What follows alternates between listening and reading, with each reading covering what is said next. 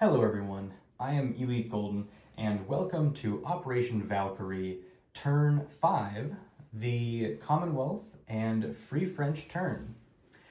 Some of you eagle-eyed viewers may know that I am not the usual Prime Minister. Prime Minister Lancerbolt has had to address Parliament today, and so in his absence I will be addressing the military. This likely is not a permanent switch. Don't you fear, but nonetheless, the war must go on. So, let's start the Commonwealth turn with some tech rolls. I have been informed that the Prime Minister was working on improved factories, and you can't tell on that one, but that's long-range aircraft. And so improved factories has no bonus to it since he just broke through just last turn, so we'll be looking for a 7 there. And on the long-range aircraft, that's a +3. So, let's get rolling here. Got the fancy gold dice. First one for factories. That's a 10 and a success, so no worries there. Moves up stage 2. And now for the elusive long-range aircraft. Another 10, didn't even need the bonuses. So that moves up to stage 2 as well. All right, now, I'm actually gonna need that. Let me grab that real quick. Let's go over here to the purchases. All right, this dice tray will get set down half on top of Australia. Oh well. So, for purchases, the British are going to buy a tactical bomber, an infantry, and 2 destroyers. Tactical bomber for 11, and the 2 destroyers and an infantry for $17, bring us to a total of $28, spending all of our money since the Germans were so kind as to take $4 away. And then let's see, I forget if they go all at the same time, but it hardly matters. We've got everybody else's builds queued up here as well. The Raj will be spending $5 on starting construction for a fortification in Calcutta, $3 on an infantry, $2 lend-lease to Spain for a militia upgrade, and $4 on a Gurkha. So then that leaves them $2 left over. Moving on to the Anzac, starting a heavy carrier for $5, infantry for $3, saving 11. And then the Free French, they just got $3, so, well, they're gonna do what you can do with $3. All right, so we have quite the reprisal here. From, let's see here, everybody who was on escort duty in the North Atlantic, which includes a destroyer in Sea Zone 18. Well, so everybody's coming off escort duty, first of all. And then they're all gonna beeline it for home. Hasn't been much action where they are, and they know where the action is taking place, though. So, a destroyer from 18, a torpedo boat destroyer from 19 and from 20 joining the fight, destroyer from A27, destroyer from A28, as well as the heavy cruiser, light cruiser, and battle cruiser from A44 being escorted by the light carrier with the fighter. Oh, but that's not all. The Royal Air Force is sending its fighter and medium bomber to also take part in that battle. Then the sub in A6 is going 1, I've got that covered up, I think that's A5 if I'm not mistaken. It's the Danish Straits Sea Zone, moving through them, and to A12.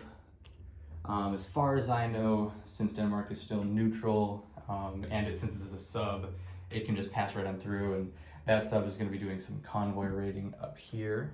Just walked into there, or well, whatever a sub does, it swam.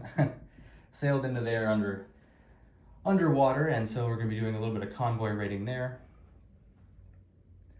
And I think that's all for combat moves.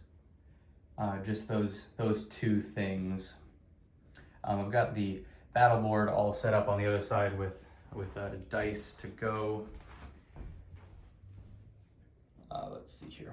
Let's find a good angle for all this. Maybe we can try to zoom out too just a little bit. There, you can see that a little better. Let's replace some dice, just like a last minute replacement, because I've already got some red dice being used. There we go. All right, so that is 2 torpedo boat destroyers, 3 regular destroyers, a light cruiser, that's a fighter, actually 2 fighters, and then a heavy cruiser, and that's a battle cruiser and a medium bomber,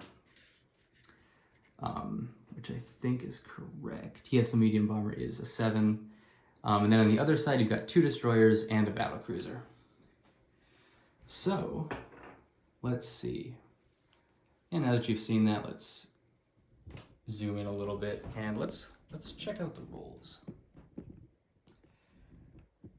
Well, let's do the battle real quick first for the convoy rating. I've got a gray 6-sided die. Oh man, where is that gray die? Huh, weird. Oh, there it is. Okay. The gray die for the German defenders and the green die for the Allied offenders here. Higher one wins. Let's see. So that's a 5 plus 2. I think we take $1 off them unless I'm mistaken on my convoy rating, because a 5 plus 2 is 7. 1 greater than a 6, so $1, not too bad. Now, on to the real stuff. For the first round of combat, 2 torpedo boat destroyers looking for 2, both miss. 3 destroyers looking for 4s. That's 2 hits. Very nice. Looking good already. This is a light cruiser looking for a 5. That's a 5. That's all the hits, but just in case I've done something wrong, mostly with the escort duty, I'm going to roll the rest of this out. Because I do worry about that. That's 1 more hit. These are for 6s. And 2 more for 7. That's 1 more hit. So I got a total of 5 hits. I do hope that that's enough to do it, and that I've done it right. Here's the defense. Those are both at 4 because they're a destroyer. That one is kind of cattywampus, but it looks enough like a 4 to me, so we'll say it's a 4. And the battle cruiser's last fight, that's an 11. So 1 hit. Obviously, we're going to take a torpedo boat destroyer off. Bringing you back around here to the fight. I'll get those arrows cleaned up after the video's over. So 2 destroyers and a battle cruiser come off the board, and a torpedo boat destroyer comes off.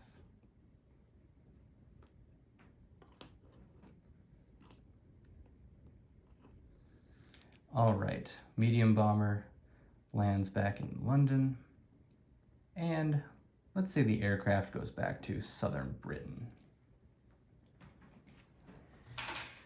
All right, now on to non-combat, the much less fun part. I think there actually won't be any non-combat for the British, just kind of looking around real quick.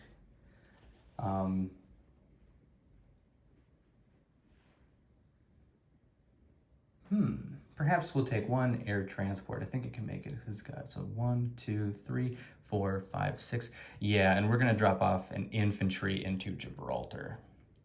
So this guy's hopping on and coming over to Gibraltar. And there we go. All right.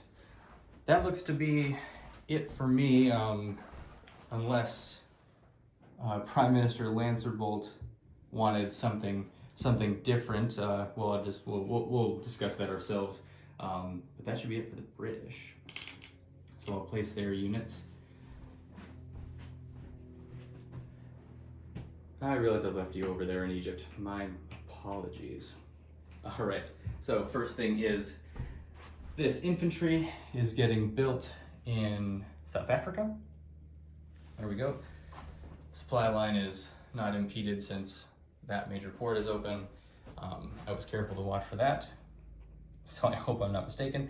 2 destroyers get built in the the graveyard last turn, or the graveyard of defeat last turn, now the barely a graveyard of victory, and then tactical bomber in London.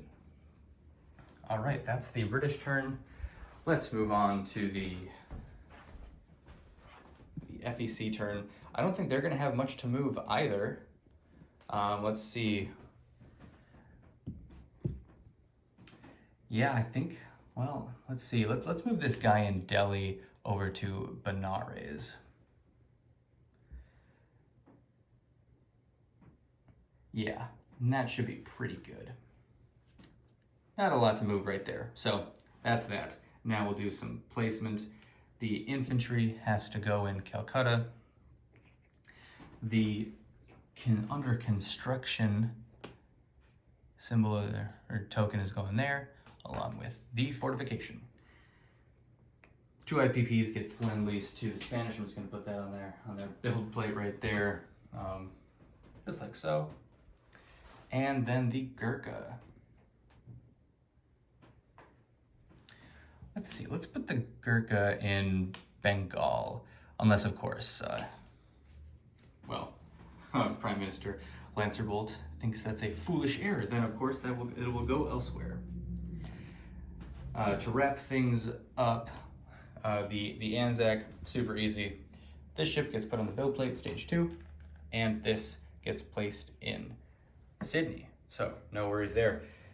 The French are going to place their infantry in Madagascar, and I think that's about it. Well, thanks for watching, everybody. Oh man, I almost did the thing that I always do and forget to collect on camera.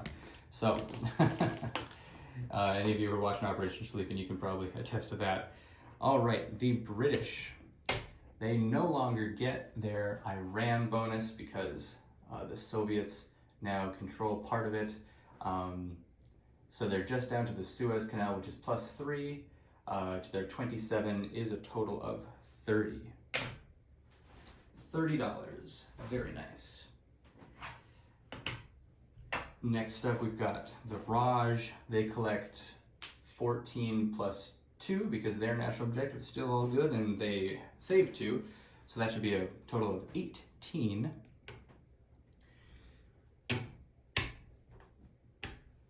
Here, I'll bring you over here so you can see me restack all the chips. The Anzac had 11 left over, and let's see how much they spent. I think they spent 9. No, they didn't. No, they spent 8. So they'll collect 9 because they make 7 plus their national objective of 2. Total of $20. It's pretty good. And then the French, well, they spent 3 and collect 2. So that is it for the Commonwealth and French. Thanks for watching, everybody. And I'll see you when it's the Americans and the KMT. Signing off. Talk to you later, everyone.